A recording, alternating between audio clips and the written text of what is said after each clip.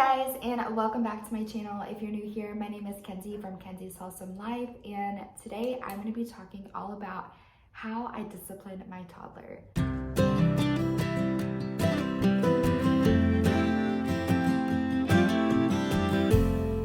If you're new here, thank you so much for watching, and please consider subscribing. I have a lot of really great ideas coming for content here in the next few months, and if you are a returning watcher or subscriber, thank you so much for being here.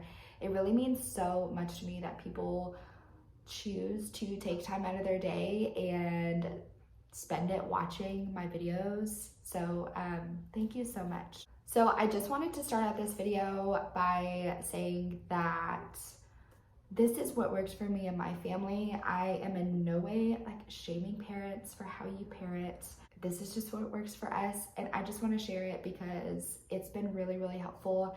And I obviously am very passionate about respectful parenting, and I really believe in it, and I think that it could benefit every single family. So with that being said, let's go ahead and jump into the video. So to start off, I just wanted to start by reading the definition of discipline. That way we're kind of on the same page and you kind of understand where I'm coming from when I say like discipline versus guidance, which is really what I'm going to be talking about. So I just got on Google and I Googled discipline definition, and this is what came up. It says, the practice of training people to obey rules or a code of behavior, using punishment to correct disobedience. So obviously, from my parenting standpoint, there's a lot that I see wrong with this definition of discipline. I never want to raise a soldier that thinks that he just has to obey me at all times, no matter what I say. I think that that creates really unrealistic expectations around how our relationships are supposed to function. I don't want my son thinking just because I'm bigger, I'm older, and I'm stronger than him right now, that he has to listen to absolutely everything that I say just because I'm bigger, stronger, and older than he is. I never want to come off saying that if you do this thing with your child, that they are absolutely going to come out this way. I think that every child is so different and every situation is so different. Just because one child goes through something and has a specific outcome doesn't mean that every child is doomed to that same outcome. So I just wanted to make that clear. But in my eyes, I see if a child is raised in a situation where a parent is very controlling because they are bigger, older, and stronger than their children, and they demand obedience at absolutely all times, and give their child no option or freedom to make decisions on their own or even form their own opinions about things or the way that maybe they see things should happen or go. I just think that this form of discipline can really create control issues later on in future relationships that this child may have, thinking that just because they're older or bigger or stronger than another person, that the other smaller person has to obey to what they say. So how I discipline my child is more so with the definition of guidance. So I looked up the definition to guidance, and this is just much more my style. So I wanted to read that to you as well. So the definition of guidance says advice or information aimed at resolving a problem or difficulty, especially as given by someone in authority. So I think this really solves the problem of misbehavior or tantrums in a child, rather than just putting a band-aid on it and shaming and punishing a child essentially for trying to communicate their needs. Because in all actuality, that is what a tantrum, or when your child's having a hard time, that's what that is. They're really just trying to communicate that they're in need of something. And I'll go over that a little bit more later. But I just wanted to kind of show you the difference, show you where I'm coming from. So I more so approach it with guidance. So we can probably all agree that we don't want to raise little soldiers who grow up and they are unable to think for themselves, unable to make decisions for themselves, and they just think that they have to obey everything that everybody says. They become people pleasers, and if they don't obey you, if they dare to think for themselves, that they're going to be punished by being yelled at, maybe being spanked, or being isolated from the rest of their family for what we would call back talking. I know, I said this was controversial. It's a little controversial. I can't help it. I do have some really practical tips to maybe help you navigate when your toddler is giving you a hard time, or maybe even your older child. I think it really could work for even adults, because this is a people problem. It's not just a child problem. So my first tip is to assess the urgency and danger of a behavior of your child. So obviously, if your child is running into a parking lot or running into the street or hitting another child, that obviously demands urgent attention from you as the parent to intervene and keep all parties safe. But also on the latter, I think it's so important that if there's no immediate danger to your child or anybody else, to really stay calm and not join into your child's chaos. I think it's so important to be the calm for our children instead of just joining into their chaos and getting all worked up. I know it can be so easy to get annoyed or frustrated or take things personal as a parent, especially of a toddler, because sometimes you just think like, oh my gosh, this kid, you're giving me such a hard time right now. Like, I'm just trying to do this for you. And I think it's so important to remember that our children aren't giving us a hard time. They're actually having a hard time maybe telling us what they need. I think it's also really important to remember that children long for boundaries. They feel safest when they're inside of their boundaries and they know that their parents are capable enough to take care of them, to handle them, to keep them safe. And I always like to think about this in terms of like a president or a leader. Now, if we had a president that was very chaotic when maybe dangerous things were happening in the world, they weren't able to think clearly, they just kind of like ran around with like a chicken with their head cut off, they couldn't gather their thoughts, and that would just make me feel like really unsafe as a citizen and really uneasy. Like, you're supposed to be leading our country and keeping our country safe, and you can't even do the one job that you're supposed to do. And I think we can all agree that like that feeling of uneasiness when someone that is supposed to be leading us is acting really chaotic is a really uneasy feeling. And I also think about that in terms of parenting. If you're acting like really chaotic in a situation where your child is the one having a hard time, and then you're acting like you're having a hard time, which you totally may be, like parenting is hard, but it's so important to keep your calm, remain confident, and just let your child know, like, you are not too much for me to handle. Even when we may feel like that and we may think that sometimes, it can really affect their mood negatively when we portray our feelings of, possibly feeling inadequate onto them. My second practical tip is to assess the root cause of the behavior. Now, people tend to think that kids have tantrums for no reason, or I often hear a lot of people say like, oh, well, you have no reason to be crying, or you have no reason to be whining or throwing a fit, so you just need to get over it. Like, you need to suck it up. And I'm just like that just makes me so sad, because all tantrums are, and all a child having a hard time is just that. They're having a hard time maybe dealing with a change in their schedule.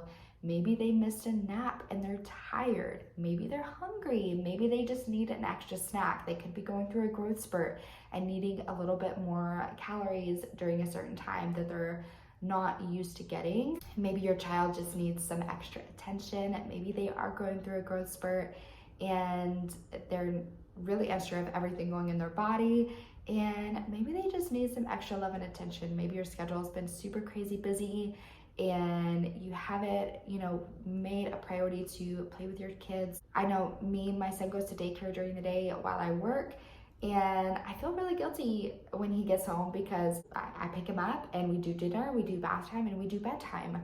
So I don't really get a whole lot of time to play with him. I really make it super intentional on my part on the weekends to spend as much quality time with him as I can, doing things that I know that he enjoys, and it always just fills his cup up with love.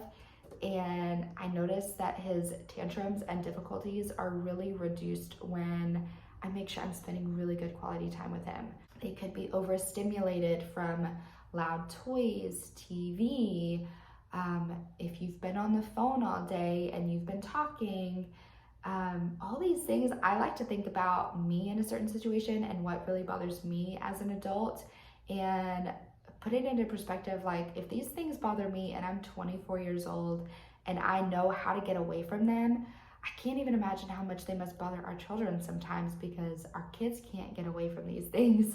They don't know how to cope with them. They don't have the tools that we have as adults in order to cope with a lot of just normal stressors of life. And so that is one reason why I think guided parenting, like guided discipline, is so important for our children, to really give them the tools in order to deal with the stressors of life that are unavoidable. Once you figure out why your child may be having a tantrum, it can become a lot more clear on maybe what you can do to prevent this from happening in the future, or even shorten the time of difficulty for your child in the future. And again, I think it's so important to really address and acknowledge why our kids have a hard time, instead of, like I said, just putting a band-aid on it and sending them to time out for truly trying to communicate their needs with us. The third tip that I have for you is to find a solution for the missed communication and offer your child guidance. So if they're feeling hungry, if you think they may need a snack, offer them to go pick out their favorite snack that you know they're gonna be excited to eat, that maybe you wouldn't have given them in the first place. This can really help to obviously soothe their hungry belly. And I know me, when I'm hungry, I'm not always the most patient, kind, and nice person that I would be if I was satiated and my blood sugar was regulated. I know that can affect your mood so much. So anytime my son starts to feel a little cranky, I will always try and offer him a snack. That's always my first solution, because especially at this age, they are going through so much growing, and it's just so important that their little bodies are nourished. That way they can play and have a good time and not feel super cranky. The second one is to offer a nap. I know this one is probably like really common sense, and especially if your child is maybe overtired or overstimulated, they may not want to take a nap because they're just too worked up, especially after a tantrum. So I would try for a nap, but if that doesn't happen, I would totally maybe try reading a book, something just relaxing, like listening to classical music or telling them a story. I love to do this with my son. I think we always just kind of gravitate towards books because they're easy and you don't really have to think about it. But I think it's so much fun to just tell creative stories and make them up, or tell them stories about when you're younger, just any fun stories that you have. Your kids might be interested, they might not, but it's totally worth a shot. My fourth tip is to redirect to a yes and be clear and consistent with your boundaries. Like I said, our kids feel safest when they are within our boundaries, when they know that our boundaries are consistent. And let me tell you what, if you have ever been around a 2-year-old, or if you have ever had a 2-year-old, you know that toddlers love to push boundaries. I can make a whole video on this, but basically, in short, kids push boundaries because they want to make sure that you're consistent. They want to make sure that you're going to do the same thing every single time. It makes them feel safe. When you are consistent with your boundaries, your kids will eventually catch on, and they're gonna feel a lot more confident and comfortable knowing that mommy is gonna keep me safe regardless of what I do. If I do this, I know what the outcome's gonna be because I've tried it 578 times. So the way that I like to redirect to a yes is, look, son, I know that you really love to color, but I can't let you color on the walls. If you want to continue to color, here's some paper you can color on. Look, son, I can't let you hit your sister, but if you feel like you need to hit, if you feel angry and you need to get your frustration out, here's a pillow that you can hit. Offering them a safe alternative to whatever it is that they're trying to do. I think so often our little ones' spirits and their innate desires to do certain things that their bodies are naturally telling them to do can be killed off or burnt off when they are young, especially in their toddler years, because this is really when discipline starts to occur in parenthood. They're starting to test boundaries, which they should. Shocker, I know. And one example of this is whenever your child has a tantrum, a lot of times you'll see them throw themselves on the floor. A lot of times it's super dramatic and you're like, oh my God, really? Is it that big of a deal? But what they're actually doing is when they are on the floor, it actually helps for them to regulate their breathing, regulate their heart rate, get back to a point of homeostasis. Their bodies feel a little bit safer and back in balance. The fifth and last tip is to connect with your child. The reason that I don't like mainstream punishment or mainstream discipline is it can be very lonely and very isolating to our children. And oftentimes, not every time, but oftentimes this can create a teenager who doesn't feel safe coming to mom and dad when they maybe make a mistake or they see their friends doing things that they know are wrong, but they don't feel safe or comfortable enough. So one of the main reasons why I don't agree with mainstream discipline is it can be very lonely and isolating and full of shame for the child, and sometimes, not all the time, but sometimes it can create teenagers who don't feel comfortable or safe to talk to their parents about maybe mistakes that they've made or things they're going through or things they see their friends doing that they maybe know isn't right, but they don't feel comfortable enough to tell their parents about. So I always want my son to know that no matter what he does, I'm always gonna be there for him. I'm not gonna shame him for mistakes that he's made because I've made my fair share of mistakes as well. And anything he probably does, I've probably done the same. So I'm just going to show him grace and be understanding, but also guide him to be able to make better decisions and tell him the things that I learned from my mistakes and why I want better for him. And I think that's what we can probably all agree that we want for our kids is we want them to be better and have better experiences in life than maybe we have experienced or been dealt. So I think that's such a very applicable way to really demonstrate that for your children. And this is why I think that the fifth step of connecting with your child after discipline is really so important, because after they make a mistake, they could possibly be feeling like they messed up or they made mommy really upset and unhappy. And one thing I never want to do with my son is make him feel like he is responsible for making mommy happy. I never want him to bear the responsibility of making sure that his actions don't upset me, because truth be told, they will at times, and that's okay. And I want him to know that it's okay to make mistakes, but really showing the connection after we redirect our kids shows them that we're always going to be there, that we unconditionally love them. No matter how much we say it, it's so important that we actually show this to our children. All right, so those are the 5 practical and actionable steps that I take when disciplining or guiding my child. I really hope that you enjoyed today's video and that you learned something or you gained a new perspective. That is my whole goal with my YouTube channel, especially talking about parenting, is I just want to offer a different perspective to people. I think so often it's so easy and comfortable and unintentional that we continue to look at things the way that they've always been looked at and always been handled. But I think it's really refreshing to just get a new set of eyes on certain situations, certain topics. And that is what I'm here to do, to maybe offer a different perspective. So thank you so much for watching, especially if you stayed to the end of this video. I know it was kind of long, but I really appreciate you. I hope that you have a blessed day. And until next time, I will